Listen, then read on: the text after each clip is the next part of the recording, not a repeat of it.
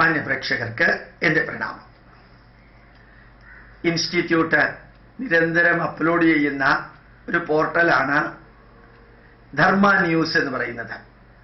ധാർമ്മികമായിട്ടുള്ള കാര്യങ്ങളെ അറിയിക്കാൻ വേണ്ടിയിട്ടുള്ളതല്ല, പ്രധാനമായും ഭാരതത്തിൻ്റെ പ്രസന്റ് ആൻഡ് ഫ്യൂച്ചർ കാര്യങ്ങൾ അറിയിക്കാൻ വേണ്ടിയിട്ടാണ്. ധർമ്മ എന്ന വാക്കിൻ്റെ ഇംഗ്ലീഷ് അർത്ഥം duty plus responsibility plus privilege.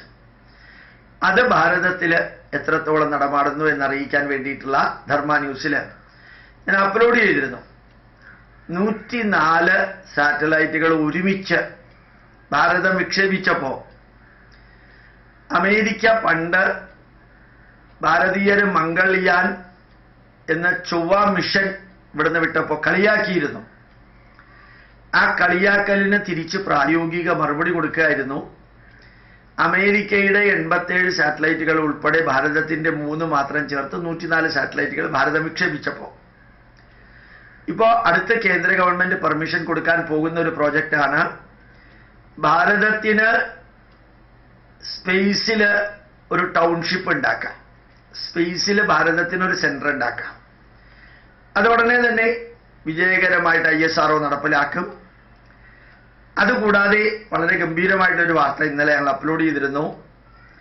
അമേരിക്കയിലെ ഒത്തിരി കമ്പനികൾ, ധാരാളം കമ്പനികൾ അവരുടെ മിനി, മൈക്രോ, അതുപോലെ മെഗാ സാറ്റലൈറ്റുകൾ ശൂന്യാകാശത്തെ സ്പേസിലെത്തിക്കാനായിട്ട് ഇന്ത്യയുമായിട്ട് മെമ്മോറാണ്ടം ഓഫ് അണ്ടർസ്റ്റാൻഡിംഗ് സൈൻ ചെയ്യാനായിട്ട് ക്യൂ നിൽക്കുകയാണ് എന്നുള്ളതായിരുന്നു വാർത്ത.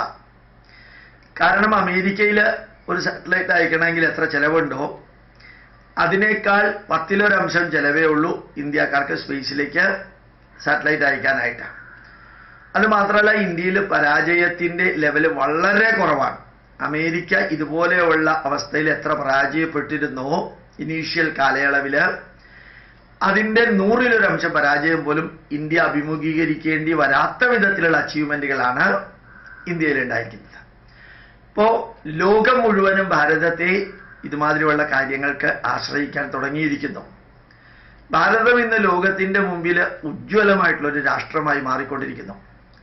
അടുത്ത ആഴ്ച വളരെ ഗംഭീരമായിട്ട് തന്നെ ഒമാനുമായിട്ട് ശരിക്കും ഭാരതം സഹകരിച്ച് അവിടുത്തെ പട്ടാളക്കാർക്ക് ട്രെയിനിങ് കൊടുക്കുന്നുണ്ട്.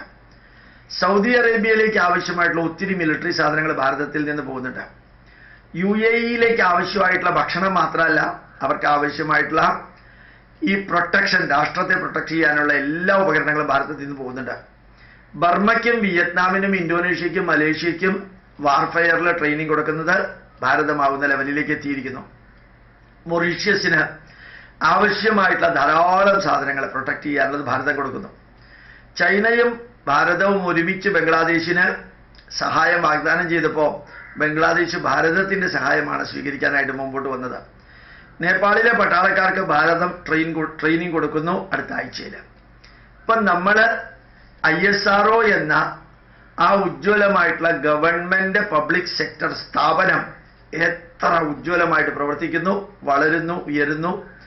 ഭാരതത്തിന്റെ മാത്രമല്ല ലോകത്തിന്റെ തന്നെ അഭിമാനമായി ഭാരതത്തിലെ ഒരു സംഘടന മാറുന്ന കാഴ്ച, അതിലെ വ്യക്തികളെ ആരെയും പ്രൊജക്റ്റ് ചെയ്യാതെ അവിടുത്തെ അച്ചീവ്മെന്റുകളെ മാത്രം പ്രൊജക്റ്റ് ചെയ്യുന്നു എന്നുള്ളത് കൂടിയാണ് ഏറ്റവും മഹത്തരമായ കാര്യം.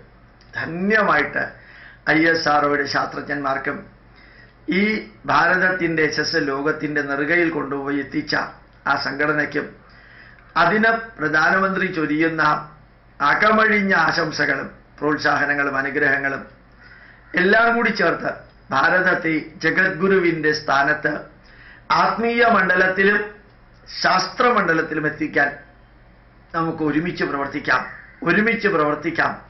ഭാരത് മാതാ കി ജയ് എന്ന് പറഞ്ഞുകൊണ്ടാണ് നമ്മളെല്ലാവരും നമ്മളുടേതായിട്ടുള്ള പ്രഭാഷണങ്ങളോ സന്ദേശങ്ങളോ അവസാനിപ്പിക്കേണ്ടത് എന്നുള്ള ലെവലിലേക്ക് എത്തി തുടങ്ങിയിരിക്കുന്നു ഭാരതത്തിന്റെ ആത്മാഭിമാനം എന്നുകൂടി ഓർമ്മിപ്പിച്ചുകൊണ്ട് പ്രണാമം, നമസ്കാരം.